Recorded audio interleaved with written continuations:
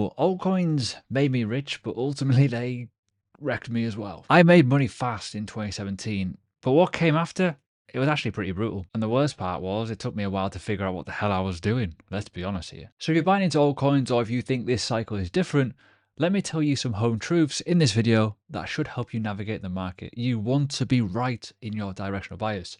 That's something which I completely failed in. Now leave a like if you do invest in altcoins, but more importantly, let me know what your first ever altcoin was. Let me know in the comments. We don't get many comments on here. Do it. Now the get rich quick trap was the thing.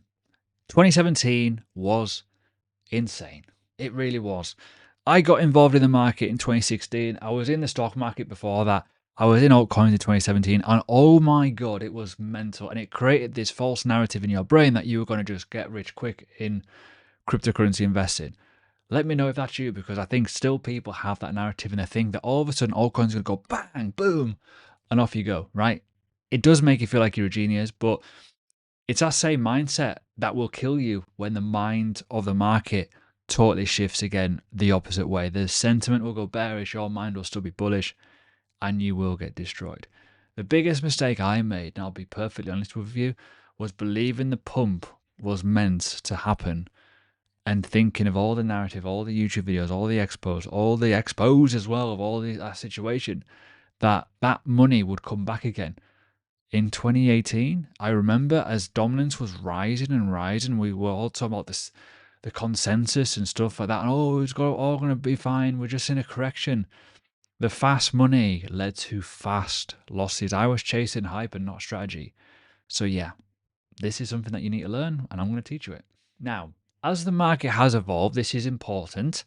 Stable currencies have had a dominance rise as well because more and more money is in the market. Liquidity. You've got existing liquidity in and out, risk on, risk off, so to speak, right? So everyone watches the Bitcoin dominance, and yeah, it's great, but it's not the be all and end all. You cannot rely solely on that to indicate that it is an alt season, because you need to get the start of it, which is usually when liquidity returns to the market, which is what this chart's for, the USD dominance. Now, the real secret is this: liquidity. Is it returning in? Not retail. Is existing money going from sidelines onto the pitch into assets? Now, back in the day, this wasn't a thing. Stable currencies, when I first invested, Tether was like rank 30.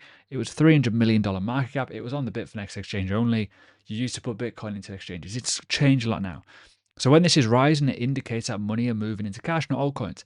If it's going down, it would indicate that cash is going into altcoins or into Bitcoin. You need both of them to rotate in somewhat of a way. This is always first. Now, what I figured out recently as well is others / BTC and stuff like that is the higher cap coins. It's not including the top 10.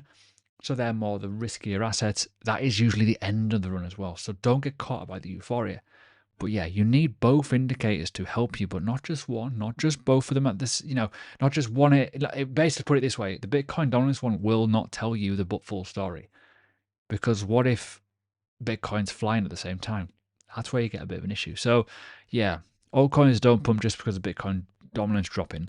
It's usually because liquidity is coming in. So if you're interested in learning more from us, 30-day free trial on our website. Link is below. Videos, you get course content, you get lessons, you get live streams, you get an indicator, you get live trades. It's ridiculous. So now that we've talked about directional bias a little bit and understanding when money is rotating in, the one thing that I think people fail with massively is Bitcoin. Sorry if you don't agree with me, but you need to have Bitcoin as your foundation. You need to have a percentage of Bitcoin in your portfolio. No matter what price it is, have it, because you don't know where this is. It's absolute scarcity. It's unbelievable as an asset, right? And the reality is people don't have it. Everything is priced in Bitcoin. Everything. That's the key difference here.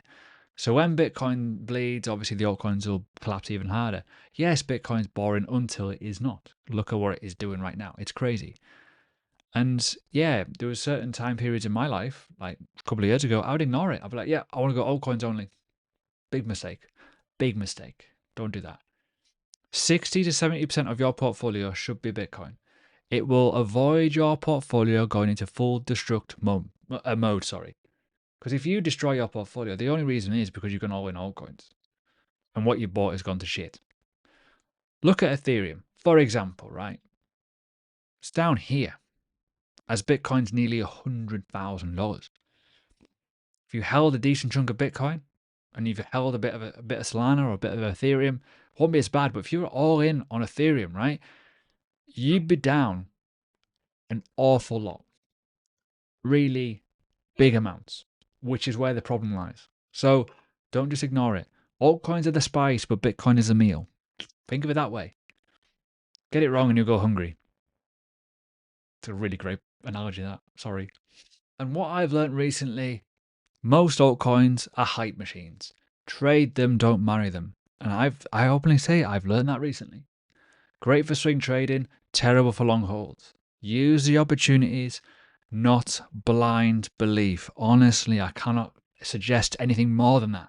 Follow the market. I've literally just told you the simple blueprint of if you can understand risk on, if you can have Bitcoin as your core play, and you can trade altcoins market sentiment wise and understand that when the market is pumping because of certain situations and when it's bearish because of certain situations, it will become so much easier.